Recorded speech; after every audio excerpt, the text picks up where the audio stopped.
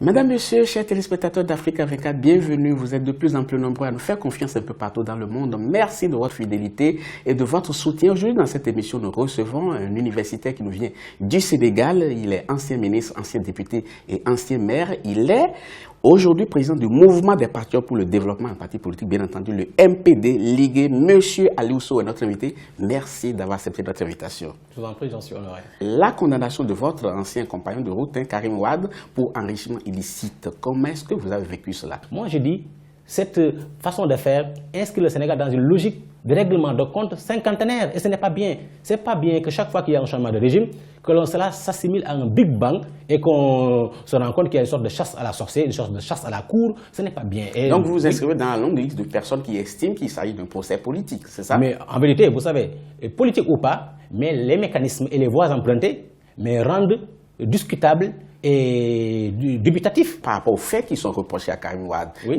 Qu'est-ce que vous en dites? Il est blanc comme neige, c'est cela? Mais je ne suis pas à la place de Karim Wade. Oui. Je peux répondre si la question portait sur moi. Oui. J'étais ministre pendant presque une décennie. J'ai géré des centaines de milliards de francs CFA. Je peux répondre de ma gestion, mais je ne peux pas quand même en lier place. Je sais ce que je peux dire. Mais vous êtes observateur, vous avez une appréciation quand même de ce qui se dit et vous avez une position. Votre position ne peut pas seulement se limiter. Ce que je peux dire oui. est que le président Abdoulaye Wade, quand il m'a nommé ministre, jeune ministre, j'avais 27 ans, il m'a appelé dans son bureau pour me dire « Tu peux aller très loin, méfie-toi de l'argent public.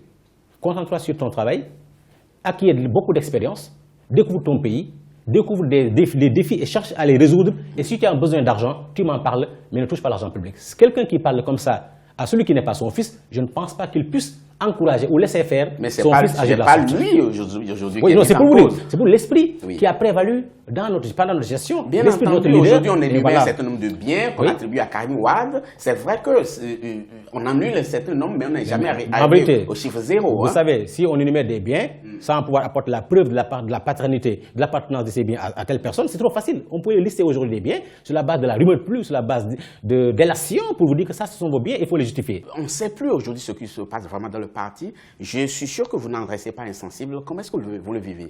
Si vous sortez de ma vie, ma présence au PDS, il n'en resterait qu'une portion squelettique. Donc, tout ce qui touche le PDS, comme tout ce qui touche le Sénégal, ne saurait m'être insensible. Le problème, c'est quoi? C'est le contexte.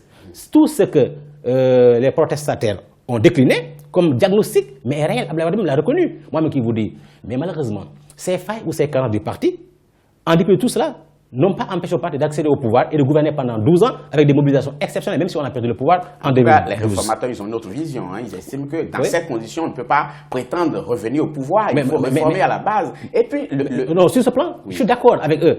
En vérité, le parti aurait dû mener deux fronts. Le front de ceux qui mènent la lutte contre un peu les arrestations arbitraires et le front de ceux-là qui animent le parti au niveau national, qui recrutent pour remplacer ceux qui sont partis, bien entendu, mais également qui animent le parti, qui le renouvelle et qui l'anime carrément. Parce qu'aujourd'hui, l'essentiel semble être concentré au niveau de Dakar, comme s'il y a un sujet d'exercice que le pouvoir a donné à l'opposition, c'est-à-dire se rassembler, faire des marches, protester, et en dépit de tout cela, le pouvoir continue les arrestations, mais également les sanctions négatives contre nous. Oui, mais aujourd'hui, les réformateurs, ils estiment qu'il y a pas une vraie perspective d'alternance à la tête du parti. Et c'est par rapport à cela qu'ils sont en train de décrire certaines choses. Est-ce que ce n'est pas cela peut-être que vous avez pressenti en quittant le parti? En fait, moi, je suis parti parce que je suis raisonnable et j'aime prendre mes responsabilités. C'est quoi la raison? Je me suis engagé en politique en tant que libéral.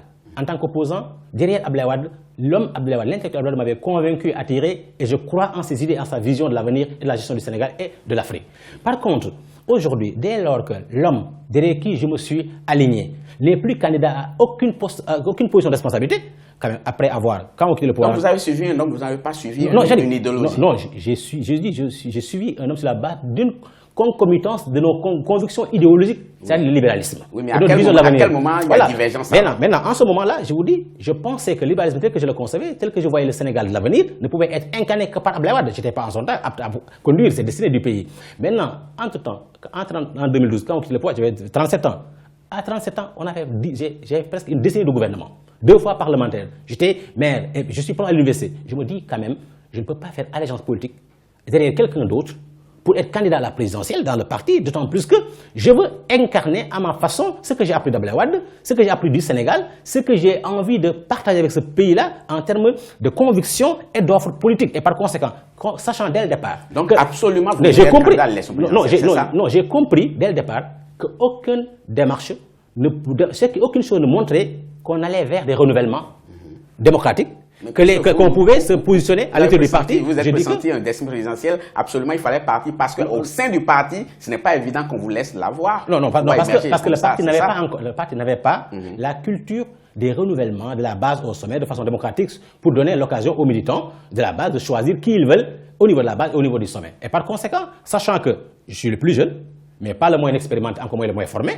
sachant que je peux attendre trop longtemps dans la queue, je me suis dit, moi je n'aime pas perdre du temps. Mais et j'ai préservé la nature des rapports qui doit exister entre un maître et un disciple. Au point que vous pensez qu'il a bien vécu? Mais je vous dis, je me suis expliqué clairement, je l'ai convaincu qu'il a compris. La preuve, il s'en est pris à beaucoup qui ont quitté. On peut nuancer, on peut nuancer. Parce que ce ne serait jamais à cœur joie qui vous laisse partir. Mais bien entendu, Wade a de l'affection pour moi. Il m'a formaté, il m'a formé. Il a investi sur moi, il a fait de moi un des symboles de sa politique de leadership de la jeunesse. Par conséquent, ce n'est pas avec gaieté de cœur qu'il me verra partir. Mais on s'est expliqué et j'ai préservé la nature de nos relations. Mais certains observateurs vous trouvent quand même un parcours très bien achalandé. Oui. Ils estiment que vous avez du talent, vous êtes très intelligent, mais ils estiment que ce qui va vous faire perdre, c'est peut-être votre opportunisme. Non, je ne suis pas opportuniste. Ah oui. Non, vous n'avez pas été perçu comme ça. Non, en fait, moi, vous faites de l'opportunisme. Non, la perception. Il fallait partir avant, non? Vous savez, la perception n'est pas forcément la réalité. Ici, on dit tout et son contraire. Au début, quand j'ai créé le mouvement, quand nous avons créé le mouvement, que vous aurez pu partir avant que Abdoulaye Wade ne parte, ne s'en aille du pouvoir. Je m'explique une chose. Vous savez, moi, je suis quelqu'un qui sait dire ce qu'il pense. En 2007, on a fait un remaniement après le départ de Macky Sall de la primature. Oui. J'étais nommé ministre de l'enseignement et de la formation professionnelle. Vous savez ce que j'ai fait? Par invocation de la clause de conscience, je n'étais pas d'accord sur ce qui s'est passé, j'ai démissionné, je suis parti.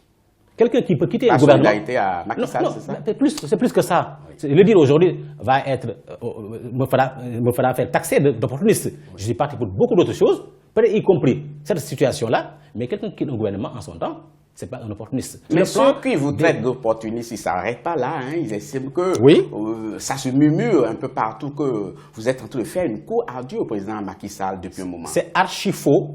Je n'ai jamais appelé le président Macky Sall. Je n'ai jamais sollicité quelconque service de sa part. Mais ce que vous dites, ça ne sera jamais démenti. Non, mais je vous dis. Je parle à la télévision. Oui. Je parle à la télévision. Par contre, pour être transparent, quand on crée le mouvement, on a dit que non, c'est Macky Sall qui était derrière. Ça fait bientôt 4 ans. Est-ce qu'on m'a vu auprès de Macky Sall? Je vous dis, on ne me verra jamais. Oui, non, je vous dis, on ne me verra jamais. On ne me verra. Non, en vérité, c'est le chef de l'État. Je vous dis une chose. Déjà, il m'a appelé personnellement. On a dîné, on a longuement échangé sur le Sénégal et non pas sur des deals. Qui a bu boire, ça vous manque peut-être le gouvernement? Absolument pas. En vérité, j'aime ce que j'ai parce qu'aujourd'hui je suis enseignant-chercheur. En l'espace de 3 ans, j'ai fait ma 2e thèse doctorat d'État, j'écris des ouvrages, j'ai fait mes articles, je progresse positivement dans ma carrière universitaire et j'ai bien envie aussi de plafonner dans ce domaine précis pour donner un maximum de chances de crédibilité. Pour ceux qui vous prêtent des intentions. Mais dans la réalité, si Macky Sall vous faisait appel aujourd'hui, qu'allez-vous répondre?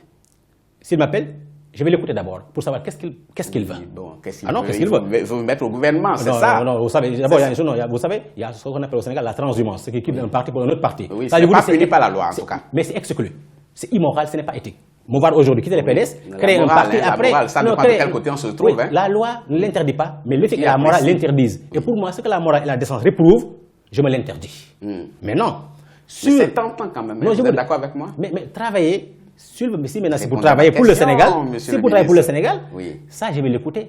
Mais si c'est pour négocier avec Aliou Sow, pour des changements d'allégeance, envie d'avoir des positions, je ne me plains pas là où je suis et j'aime bien ce que j'ai fait enseigner à l'université. Votre réponse n'est pas très claire. Hein? Est-ce que vous allez dire oui à l'appel de Macky Sall? Oui ou non? Vous lui dites oui, je viens dans ton gouvernement ou je ne viens pas. Dites aux téléspectateurs, ils sont impatients de savoir cela. Votre interrogation, que vous voulez totale, répondu par oui ou non, je ne peux pas dire oui ou non, je peux vous dire qu'il est impossible qu'Aliou Sow fasse de la transhumance politique. Je n'en veux pas, je n'en ferai pas, je me l'interdis. Non, vraiment, ce n'est pas de la transhumance, vous n'adhérez pas ça dépendra du contexte et des modalités. Abdoulaye Wade dépendra, vous nuancez maintenant. Bien entendu, pour être précis, Abdoulaye Wade nous disait qu'il faut être précis, mais nuancé en même temps. Vous comprenez? Abdoulaye Wade a travaillé avec Abdou Diouf.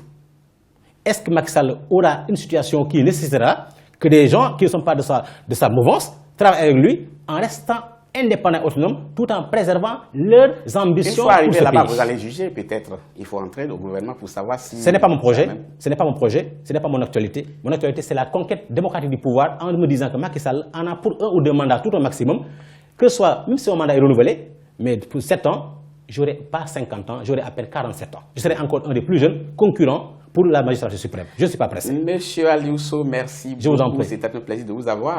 Africa 24 sera toujours là pour faire la lumière sur ce que vous faites. Est-ce que les fruits vont tenir la promesse des fleurs par rapport à votre parti politique? On sera là également lors des échéances électorales à venir. Merci beaucoup, monsieur Ali Ousso. Je rappelle à nos téléspectateurs que vous êtes ancien ministre, ancien député, ancien maire, aujourd'hui professeur à l'université et également président du mouvement des patriotes pour le développement MPD Ligué. Merci, c'était un plaisir. Je vous en prie. Quant à vous, chers téléspectateurs, nous sommes à la fin de cette émission. Merci beaucoup de l'avoir suivi. Je vous donne rendez-vous très bientôt pour un autre numéro de cette émission. Je vous laisse tout de suite en compagnie d'un nouveau journal sur Africa 24. À très, très bientôt.